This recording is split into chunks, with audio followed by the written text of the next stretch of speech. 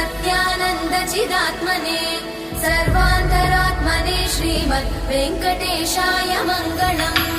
स्वतः सर्वविदे सर्वशक्तये सर्वशेषिणे सुलभाय सुशीलाय वेङ्कटेशाय मङ्गलम्। परस्मै ब्रह्मणे पूर्णकामाय परमात्मने प्रयुञ्जे परतत्त्वाय वेङ्कटेशाय मङ्गलम्। आकालतत्त्वमशान्तमात्मनामनुपश्यताम् अतृप्त्यमृतरूपाय वेङ्कटेशाय मङ्गलम्। प्रायस्वचरणौ पुंसां शरण्यत्वेन पाणिना कृपया दिशते श्रीमद् वेङ्कटेशाय मङ्गलम्।